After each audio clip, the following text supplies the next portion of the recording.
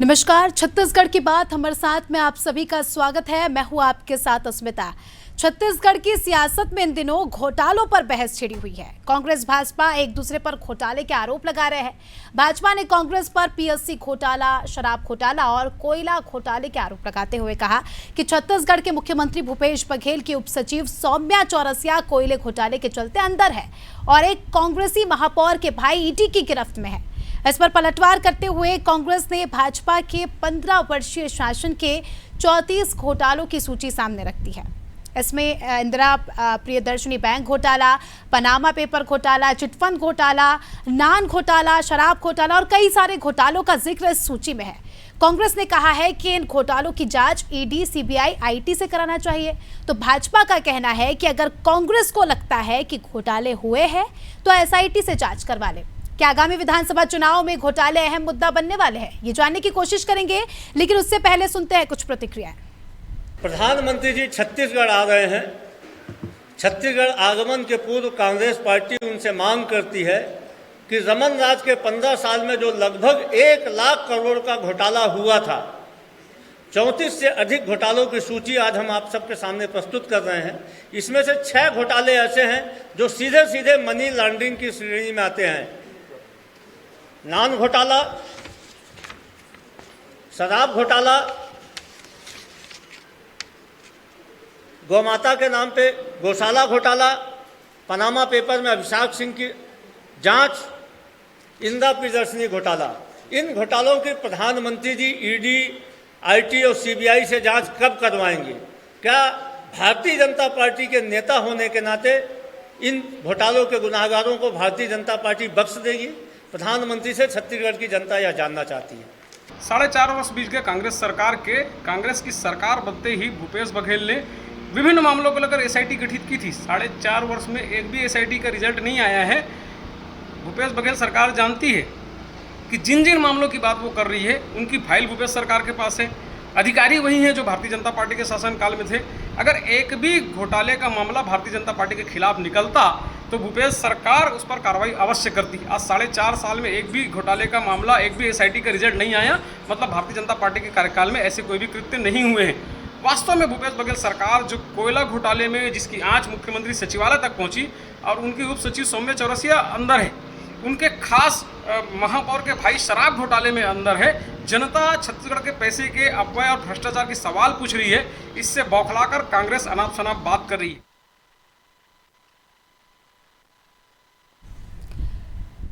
चलिए, इसी के साथ इस मुद्दे पर चर्चा करने के लिए हमारे साथ पैनल पर कुछ खास मेहमान जुड़ चुके हैं। आपका परिचय करा देती हूँ। हमारे साथ कांग्रेस से अंशुल मिश्रा जी जुड़ चुके हैं, वरिष्ठ पत्रकार कौशल स्वर्णबेट जी हमारे साथ जुड़ चुके हैं, साथ ही बीजेपी से सौरभ जागृत जी हमारे साथ जुड़ चुके हैं। आप सभी मेहमानों का बहुत बहुत स्वागत है। सबसे पहले कौशल जी, आपका रुख करना चाहूंगी। कौशल जी, लगातार देखा जा रहा है जैसे जैसे चुनाव नजदीक आते जा रहे हैं, नए नए मुद्दे यहाँ पर छत्तीसगढ़ में निकल रहे हैं। अब जो है घोटालों पर बयानबाजी शुरू हो गई है। ऐसे में आप मुझे ये समझाइए सौरभ जी, देखिए आज गृह मंत्री का आगमन है, 7 तारीख को प्रधानमंत्री का आगमन होगा। ऐसे में इनके आगमन से पहले कांग्रेस ये सूची जारी करती घोटालों की, तो इसके क्या सियासी मायने निकाले जा रहे हैं? देखिए स्मिता जी, निश्चित तौर पे छत्तीसगढ़ में प्रधानमंत्री का दौरा लगभग 4 साल बाद हो रहा है और कांग्रेस को ये समय मिला है कि जो प्रधानमंत्री लगातार ना खाने खाऊंगा ना खाने दूंगा की बात करते हैं जी, उनके आगमन पर यदि कांग्रेस कोई घोषणा कोई जारी करती है, आरोप पत्र जिसमें 34 घोटालों का जिक्र होता है, तो कहीं न कहीं ये बड़ा राजनीतिक स्टंट कांग्रेस के लिए हो सकता है। क्योंकि जो उन्होंने नाम जारी किए हैं, जिन घोटालों के नाम जारी किए, उनके साथ जितने जितने का घोटाला हुआ है, तो निश्चित तौर पे जब चुनाव आते हैं तो इस तरह की चीजें बाहर आती है। लेकिन प्रधानमंत्री के आने के ठीक पहले इस तरह के घोटालों का जिक्र करना, इस तरह घोटालों की सूची जारी करना निश्चित तौर पे एक राजनीतिक मामला है। लेकिन दूसरी ओर कांग्रेस ये भी कह रही है कि जिस तरह से भारतीय जनता पार्टी कांग्रेस के घोटालों को लेकर मुखर है, तो कहीं न कहीं वो उसका जवाबी पलटवार भी करती नजर आ रही है कि जो भारतीय जनता पार्टी के 15 साल की जो सरकार रही है उसमें जो जो घोटाले छत्तीसगढ़ में हुए हैं, उन घोटालों का आखिर जिक्र क्यों नहीं किया जा रहा है? आखिर प्रधानमंत्री जी उस मामलों में ईडी, आईटी या किसी दूसरे चीजों को क्यों नहीं भेजते हैं? क्योंकि आप देखेंगे जब से कांग्रेस की सरकार बनी, लगातार यहाँ पर छत्तीसगढ़ में चाहे आईटी की हो, चाहे ईडी की हो, चाहे दूसरे जो केंद्रीय एजेंसियों की कार्रवाई लगातार चल रही है। तो कांग्रेस यही मांग कर रही है कि जो घोटाले 15 साल में हुए हैं, जिनकी वो लिस्ट भी दे रहे हैं, उनके खिलाफ भी आप जांच करें। जो नाम जो संचार विभाग के आप देख रहे थे अध्यक्ष, उन्होंने जो नाम लिए, यदि वास्तव में इस तरह की कोई घटनाएं हुई है भविष्य में, भूतपूर्व में, तो इस तरह की जो चीजें उसकी जांच होनी चाहिए। राजनीतिक बयानबाजी अलग चीज है। यदि घोटालों का आरोप किसी पर लग रहा है, खासकर किसी व्यक्ति विशेष पर नाम लेकर किसी के ऊपर आरोप लगाया जा रहा है, तो उसकी तह तक जानी चाहिए, क्योंकि एजेंसियों का काम ही है जांच करना और रिजल्ट देना। यदि आप सिर्फ आरोप प्रत्यारोप करेंगे तो मुझे लगता है राजनीति के अलावा इसमें और कुछ नहीं, परिणाम तक पहुंचना मुझे लगता है इसका सही निष्कर्ष होगा।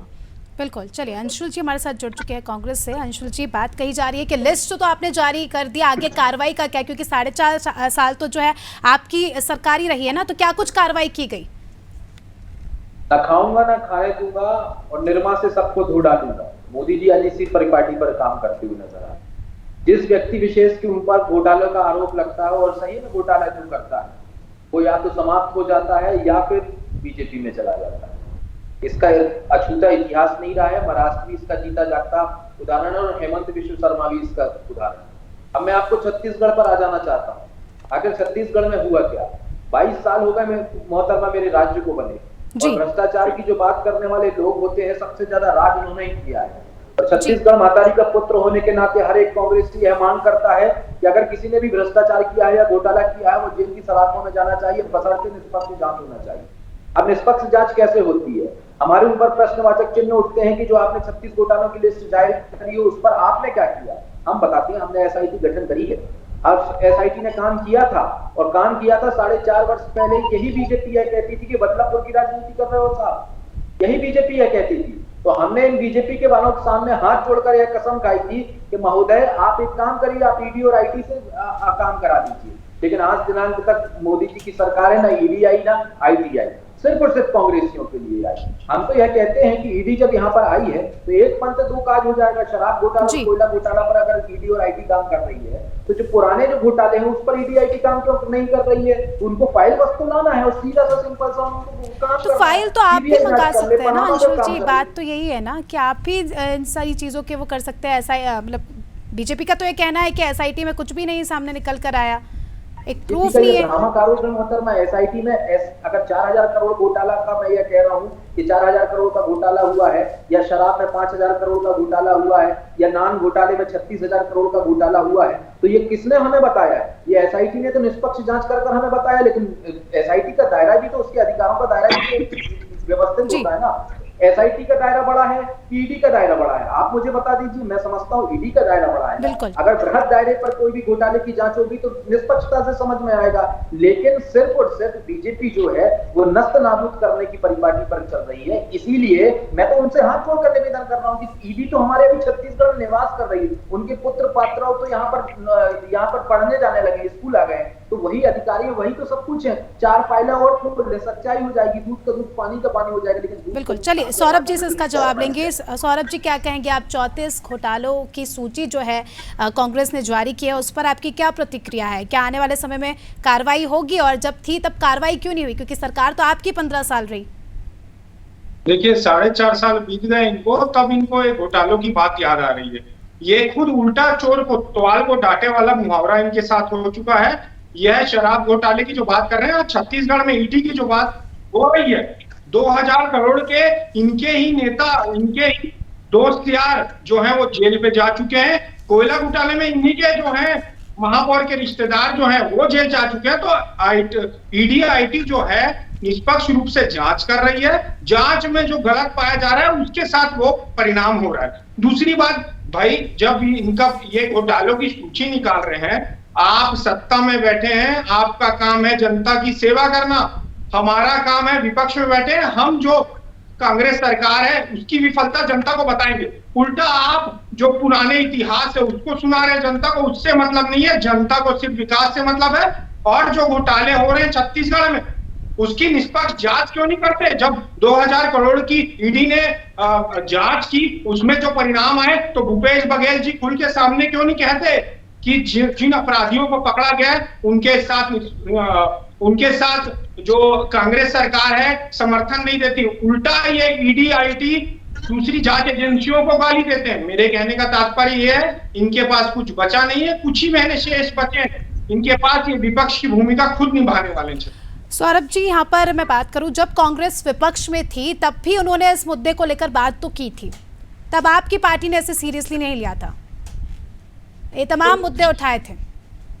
जी, जब जब हम सत्ता में बैठे थे तो इनकी पार्टियों ने जब मुद्दे उठाए तो कागजीकरण में स्पष्ट होना चाहिए कि बाकी में घोटाले हो रहे हैं, बोलने भर से घोटाले नहीं होते। आज ईडी यदि मैं कहता हूं कि छत्तीसगढ़ में घोटान का घोटाला हो रहा है, एनडीएफ का घोटाला हो रहा है, चाहे कोई भी घोटाले हो रहे हैं, मेरे कहने से कुछ नहीं होता। कागजीकरण, कागज पे चलिए अंशुल जी से जवाब ले लेते हैं इसका। जी अंशुल जी, मैं इसका जवाब दे देता हूँ। इन्होंने बहुत अच्छी बात कही कि घोटाला अगर होता है तभी तो उसके ऊपर जांच होनी चाहिए, तब तो पता चलेगा। इस बात में मेरा इनको लिए समर्थन है। सीबीआई का एक जांच चल रही है जिसके आरोपी आदरणीय पूर्व मुख्यमंत्री जी हैं हमारे रमन सिंह जी। वह जांच कब तक पहुंची और कहां तक पहुंची वो आपको मैं थोड़ा सा स्पष्ट कर देना चाहता हूं। जिस दिन मुख्यमंत्री के पद से आदरणीय रमन सिंह जी हटते हैं उस दिन से वह सीबीआई की जांच की जो फाइल है वो पता नहीं कहां गायब हो जाती है और दिल्ली दरबार में पड़ी रहती है। सर, ये सच्चाई है मेरी सीबीआई की। ईडी की मैं आपको बता देता हूं, मेरी ईडी की यह सच्चाई है कि संपूर्ण हिंदुस्तान में पिछले 9 वर्षों में एक भी बीजेपी के नेता के ऊपर आज तक ईडी की रेड नहीं पड़ी है। ये मेरी ईडी की सच्चाई है। अब मैं आईटी की सच्चाई आपको बता देना चाहता हूं। आईटी की सच्चाई ये है कि वही पूर्व मुख्यमंत्री आईटी आने के पहले सोशल मीडिया पर अर्थात ट्विटर पर यह ट्वीट कर बता देते हैं कि कल यहाँ पर छत्तीसगढ़ में या अन्य राज्यों में आईटी आने वाली है और ऐसे ऐसे करने वाली है। जब यह निष्पक्ष जांच एजेंसी है और स्वतंत्र एजेंसी है और इतनी भरोसे की एजेंसी है तो मैं यह पूछना चाहता हूं कि आदरणीय रमन सिंह जी को यह कैसे पता चल जाता है कि रातों रात कि कल आईटी यहाँ आएगी या वहां जाएगी, जबकि मीडिया पटल को भी नहीं पड़ता, ना आम जनमानस को पता पड़ता है। और आनंद फानन में वही रमन सिंह जी रातों रात उस ट्वीट को दूसरे दिन डिलीट करते हैं। ये सच्चाई है ईडी आईटी और मैंने आपको परिभाषा बताई।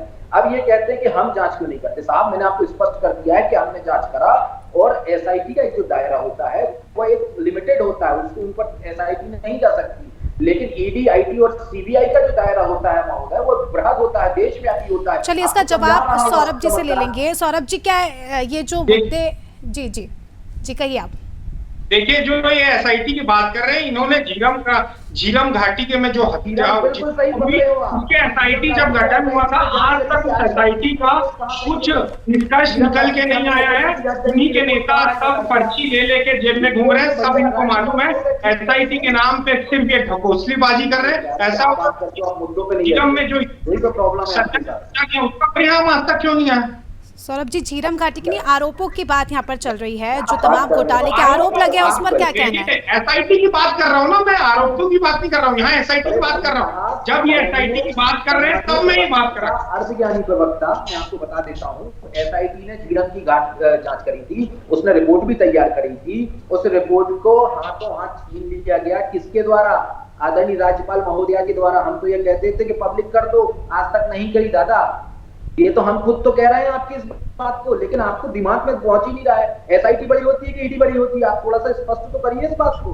जनता देख रही है, हम तो ये चाहते हैं ना निष्पक्षता से जांच होना चाहिए। सौरभ जी से इसका जवाब लेंगे। सौरभ जी, क्या लगता है ईडी की कार्रवाई इस पर होनी चाहिए? क्योंकि जब देखिए, जब शराब घोटाले की बात आई थी कांग्रेस के नेताओं पर तब ईडी की कार्रवाई हुई थी बराबर, और चलिए उसमें जो भी बातें सामने निकल कर, अब तो बहुत गंभीर बड़े बड़े घोटाले यहाँ पर निकल कर आ रहे हैं, तो इसमें क्या ईडी की कार्रवाई नहीं होनी चाहिए? क्योंकि आपका खुद का केंद्रीय नेतृत्व कहता है कि भ्रष्टाचार किसी भी प्रकार से सहन नहीं किया जाएगा। मैं स्पष्ट ये कर देता हूं, ईडी हो चाहे कोई भी जांच संस्था हो, जहां पर साक्ष्य मिले जाएंगे।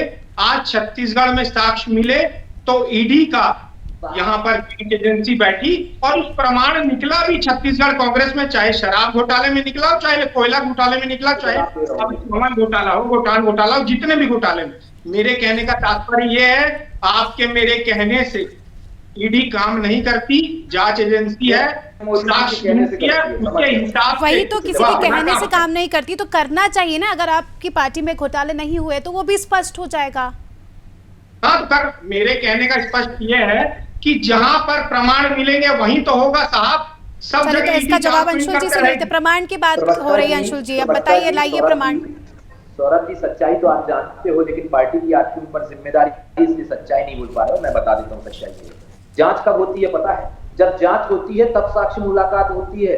जब एक पुलिस वाला जांच करता है तब सबूत जुटाता है साहब। पहले सबूत हो जाते हैं और फिर जांच नहीं होता, पहले तो आरोप दायर होता है। और पहले जब आरोप दायर हो चुका है, सीबीआई के पास वही फाइल पहुंच चुकी चुकी है, उस पर आधी जांच हो चुकी है, ये तो मैं कह रहा हूं, लेकिन उसके बाद पूर्ण जांच का रिजल्ट आज मेरा कहना है यदि ऐसा हो चुका है रिजल्ट क्यों नहीं आना तो भूपेश बघेल जी शांत क्यों बैठे हैं? वो उच्च ईडी के न्यायालय में जाकर बात रखें, अपनी बात रखें। सुने तो आप सुनिए तो मेरी बात को धैर्यपूर्वक सुनिए। मैं आपसे जिम्मेदारी पूर्वक यह पूछना चाहता हूं, बीजेपी के प्रवक्ता आप बाद में हो सकते हैं, छत्तीसगढ़ माता के पुत्र पहले हो सकते हैं, ऐसी मैं उम्मीद करता हूं। क्या जितने भी आज दिनांक तक भ्रष्टाचार हुए हैं जब से छत्तीसगढ़ राज्य बना है, इनके उन पर सीबीआई, आईटी की, ईडी की जांच होनी चाहिए कि नहीं होनी चाहिए, वो निष्पक्ष तरीके से? क्या आप मांग करते हो कि ईडी और सीबीआई की जांच, जितने भी नान घोटाला हो गया, पनामा घोटाला हो गया, जमीन घोटाला हो गया और जितने 35 घोटाले हुए, उनके ऊपर ईडी और सीबीआई की जांच होना चाहिए कि नहीं होना चाहिए? मैं तो निष्पक्ष तरीके से कांग्रेस बीजेपी से हटकर यह बात पूछ देना चाहता हूं। जनता जनार्दन साक्षी है, एंकर साक्षी है, आप बिल्कुल मुंह से आप बताइए हाँ या ना, मैं आप मुझे बता दीजिए होना चाहिए कि नहीं होना चाहिए। चलिए, कौशल जी हमारे साथ जुड़ चुके हैं। कौशल जी हमारे साथ है, वरिष्ठ पत्रकार है, उन्हें शायद इस बात का ज्यादा नॉलेज हो।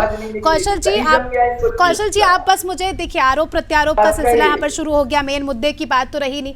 जस्टिस सिस्टम किस प्रकार से काम करता है हमारे देश का, क्योंकि जिस प्रकार से आरोप प्रत्यारोप लग रहे हैं, यहाँ बीजेपी वालों का कहना है कि साक्ष्य नहीं है आपके पास और कांग्रेस वाले कह रहे हैं कि जांच होगी तभी सब कुछ पता चलेगा, तो आप कैसे देखते हैं ये सिस्टम क्या होना चाहिए? देखिए अस्मिता जी, निश्चित तौर पे जब कहीं पे कोई शिकायत होती है और कुछ इनपुट मिलता है तभी छापेमारी की कार्रवाई होती है, क्योंकि लगातार हम देखते हैं कि जो भी एजेंसी छापेमार कार्रवाई करती है, कार्रवाई की दिशा में आगे बढ़ती है। यदि उनके पास कोई इनपुट होता है कि फलाना के घर में कुछ चीज है, कोई दस्तावेज है या घोटाले में ये संलिप्त है, तो उनको पकड़ के वो पूछताछ करती है, उसके बाद वो साक्ष्य जुटाती है। तो पहली जो चीज होती है वो इनपुट होती है। तो जब तक आपके पास इनपुट नहीं होगा तो आप किसी भी घर में नहीं घुस सकते, ना आपके घर में घुस सकते, ना कांग्रेस भाजपा के प्रवक्ता है मेरे घर में कोई नहीं। यदि इनपुट है कि कोई घोटाले में शामिल है, कोई व्यक्ति किसी मामले में लिप्त है, तो उस इनपुट के आधार पे जो एजेंसियां हैं वो घुसती हैं और उसके बाद पूछताछ के आधार पर साक्ष्य इकट्ठा करती हैं। और आप देखेंगे अभी 2 दिन पहले छत्तीसगढ़ में जिस तरह से 20,000 पन्नों की चार्जशीट जो दायर की गई है शराब के घोटाले में, तो क्या 20,000 पन्नों की चार्जशीट एक दिन में बन जाएगी? मुझे ऐसा लगता है कि इस तरह की जितनी भी चीजें हैं जो कांग्रेस आरोप लगा रही है, यदि उसमें सत्यता है तो इस मामले को भी केंद्रीय एजेंसियों को जांच करनी चाहिए, क्योंकि आप सिर्फ आरोप लगा देने से कुछ नहीं होता है। यदि जांच होनी चाहिए, क्योंकि घोटाला हुआ है तो छत्तीसगढ़ की जनता का पैसा इसमें गया है कहीं कहीं, और छत्तीसगढ़ के लोगों का हित इसमें प्रभावित हो रहा है, क्योंकि जिन पैसों का घोटाला उससे छत्तीसगढ़ का बहुत सारा विकास हो सकता था। और अभी भी यदि इस तरह के घोटाले हुए तो मुझे लगता है कि जो दोषी हैं उनके खिलाफ कड़ी से कड़ी कार्रवाई की जानी चाहिए।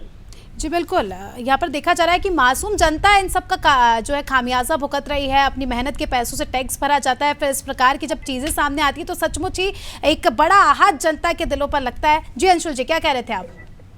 कौशल सर ने बहुत इंपॉर्टेंट बात कही कि कोई भी एजेंसी ऐसी छापा नहीं मारती जब तक उसके पास इनपुट नहीं आता। तो थोड़ा सा मैं इतिहास बताना चाहता हूं कि पनामा पेपर में सबसे बड़ा इनपुट इंटरनेशनल मार्केट से आया था, इंडिया के नाम पर, वो सिंह के नाम से आया था और मेडिकल का नाम बताया गया था। खबरदार में उस मेडिकल का क्या नाम था, यह ईडी का वक्तव्य है, ये मेरा वक्तव्य नहीं है। सीबीआई अगर रमन सिंह जी के ऊपर जांच कर रही थी जिसमें वह आरोपी हो, उसके पहले इनके पास इनपुट आया था, तब बात निकल कर आई थी। इंदिरा बैंक घोटाले में उनका जब नार्को टेस्ट हुआ था और उसके पहले इसका अपने पास इनपुट निकल कर आया था, तब यह पता चला था कि 1 करोड़ रुपए रमन सिंह के नाम की व्यक्ति ने लिया है, 5 करोड़ रुपए इस व्यक्ति ने लिया है। ये उस व्यक्ति विशेष के बयान है, ये ना कांग्रेस के बयान है, न जनता जनार्दन के बयान है। इतने बड़े बड़े इनपुट यहाँ पर आ चुके थे, तब भी आज दिनांक तक ईडी, सीबीआई, आईटी का एक भी न छापा पड़ा है, ना किसी बीजेपी के नेता के पास यह गया है, ना समन भेजा गया है। इसके उलट जो बीजेपी आरोप लगाती है कि भाई हमने बीएससी में घोटाला किया, 2 सेकंड के लिए अगर आप मान जाते हैं कि बीएससी में घोटाला किया है, तो मैं तो इनसे यह कहता हूं ना कि आप चले जाइए, पीआईएल दायर कर लीजिए, आपको जिन लोगों के ऊपर प्रश्नवाचक चिन्ह होता है। जवाब ले लेंगे सौरभ जी से। जी सौरभ जी, क्या जवाब देंगे आपका? आज थोड़े दिन पहले छत्तीसगढ़ में जिसमें प्रिंट मीडिया अपने बड़े बड़े होर्डिंग लगते हैं, तो मैं कहना चाहूंगा यूपी घोटाला हुआ था छत्तीसगढ़ की राजधानी रायपुर में, तो इनकी जांच के लिए कांग्रेस सरकार सामने क्यों नहीं आता? स्थानीय मुद्दे को ये भूल जाते हैं, केंद्र की पुरानी जितनी भी घोटाले उनको याद कर रहे हैं। इतिहास को याद करना भूल जाइए साहब। छत्तीसगढ़ में आपकी सरकार है, आपका दायित्व छत्तीसगढ़ में जो घोटाले हो रहे हैं उसकी जांच हो, चाहे वो यूनिपोल घोटाला हो, चाहे डीएमएफ फंड घोटाला हो, चाहे भूटान घोटाला हो। आज सबको आपने ठग कर सरकार बनाई, छत्तीसगढ़ में महिलाओं को ठगा, उसके बाद जी सौरभ जी, आपसे यहाँ पर एक सवाल पूछना चाहूंगी। सौरभ जी, आने वाले समय में ऐसा बताया जा रहा है कि आने वाले समय में आपकी पार्टी के कई नेताओं पर इसी तरह के आरोपों में गाज गिरने वाली है, उनकी गिरफ्तारी हो सकती है आने वाले समय में, तो ऐसे में आप क्या करेंगे? आने वाले समय में ऐसा इनपुट आ रहा है कि कार्रवाई हो सकती है विद प्रूफ। मैं ये कह रहा हूं, जिस पर भी गाज गिरे, चाहे वो भारतीय जनता पार्टी का सदस्य हो, चाहे कोई भी नागरिक हो, जो अपराधी हो उसको सजा मिलेगी। परंतु मेरा कहना साफ साफ ये है, कांग्रेस पार्टी आरोपों पर राजनीति करना बंद करे। जांच हो जाएगी, सब कुछ क्लियर हो जाएगा, वही ना। ईडी अगर जांच कर राजनीति करे, आप गौठान के मामले में ठग रहे हो, महिलाओं के मामले में ठग रहे हो। चलिए सौरभ जी, अंशुल जी, आप सभी मेहमानों का बहुत बहुत शुक्रिया, आप हमारे साथ जुड़े और आपने आपका कीमती समय हमें दिया। देखिए, जैसे जैसे चुनाव नजदीक आते जा रहे हैं, एक अलग ही मोड़ यहाँ पर सियासत ले रही है, जहां प्रधानमंत्री के आगमन से एक दिन पहले कांग्रेस जो है घोटालों की सूची जारी कर देती है और कहती है कि बीजेपी सरकार में ये घोटाले हुए। तो अपने आप में कई सोचने वाला विषय है कि जो सरकार 4.5 साल जो है राज कर रही है, उसके बाद भी ऐसी सूची जारी करी है, तो इसके पीछे का मकसद क्या है? अब मकसद तो आने वाले समय में ही हमें पता चलेगा। फिलहाल इस पेशकश में इतना ही, दीजिए हमें इजाजत, नमस्कार।